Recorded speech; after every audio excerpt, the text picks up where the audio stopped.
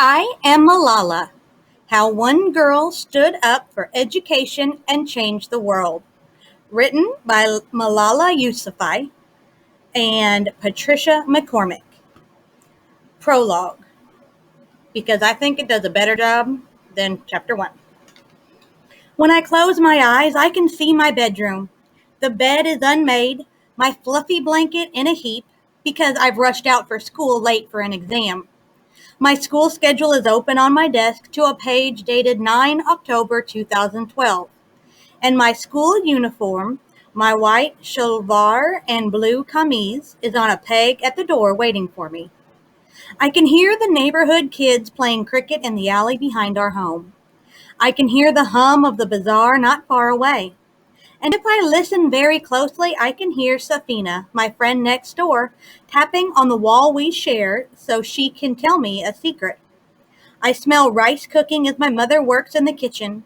I hear my little brothers fighting over the remote, the TV switching between WWE SmackDown and cartoons. Soon I'll hear my father's deep voice as he calls out my nickname. Jani, he'll say, which is Persian for dear one. How was the school running today? He was asking how things were at the Kulshal School for Girls, which he founded and I attend, but I always took the opportunity to answer the question literally. Abba, I joke, the school is walking, not running. This was my way of telling him I thought things could be better. I left that beloved home in Pakistan one morning, planning to dive back under the covers as soon as school let out, and ended up a world away. Some people say it's too dangerous for me to go back there now, that I'll never be able to return. And so from time to time, I go there in my mind. But now another family lives at that home, another girl sleeps in that bedroom, while I am thousands of miles away. I don't care much about the other things in my room but I do worry about the school trophies on my bookcase. I even dream about them sometimes. There's a runner-up award from the first speaking contest I ever entered, and more than 45 golden cups and medals for being first in my class in exams, debates, and competitions. To someone else, they might seem mere trinkets made of plastic. To someone else, they may simply look like prizes for good grades. But to me, they are reminders of the life I loved and the girl I was before I left home on that fateful day.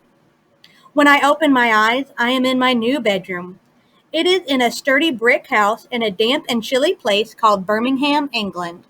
Here, there is water running from every tap, hot or cold as you like. No need to carry cans of gas from the market to heat the water. Here there are large rooms with shiny wood floors filled with large furniture and a large TV. There is hardly a sound in this calm, leafy suburb.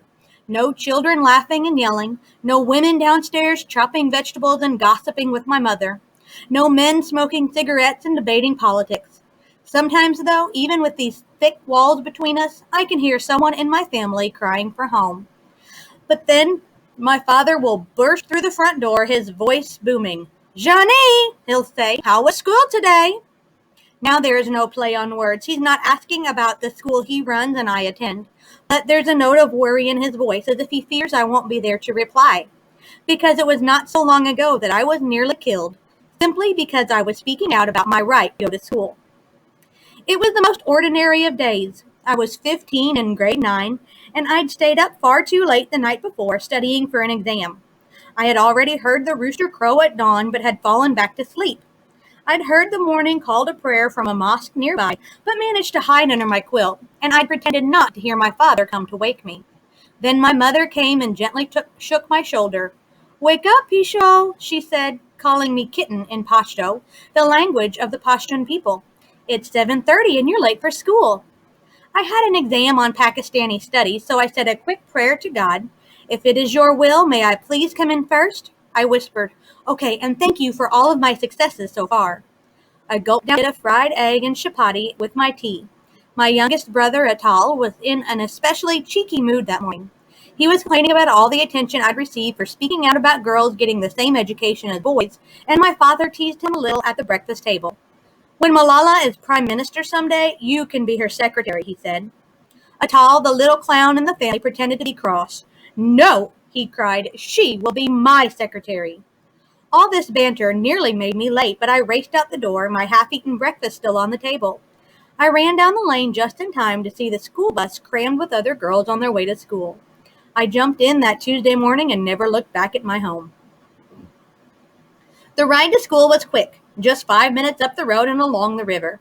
I arrived on time and exam day passed as it always did.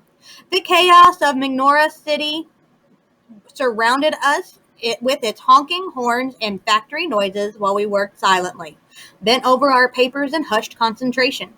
By day's end, I was tired but happy. I knew I'd done well on my test. "Let's stay for the second trip," said Moniba, my best friend. "That way we can chat a little longer.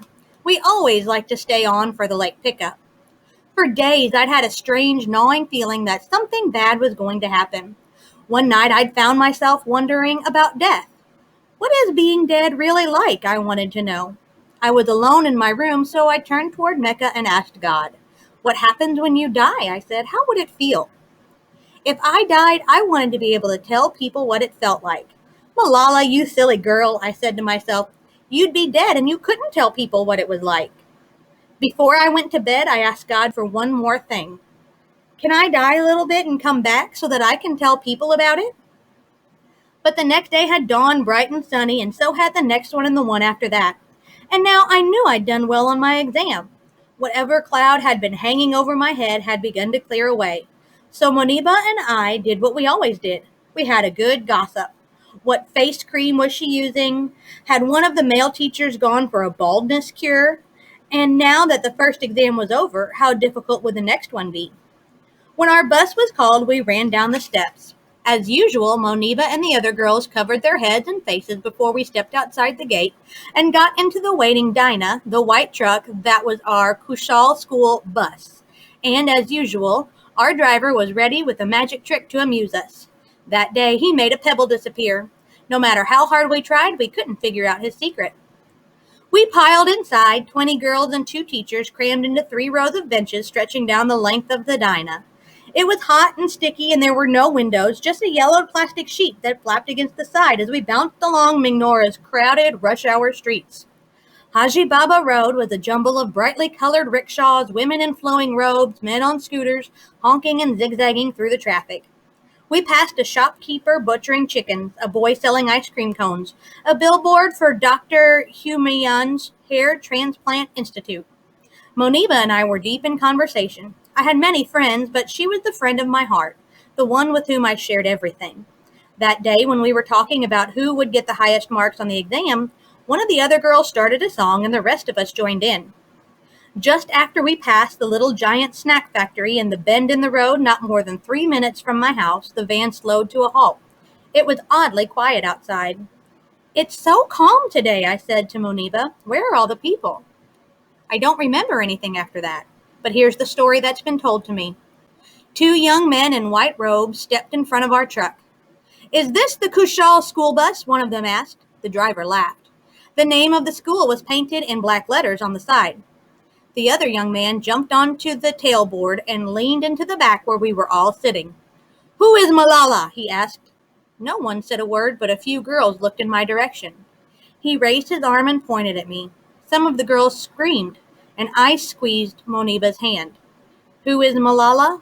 I am Malala, and this is my story.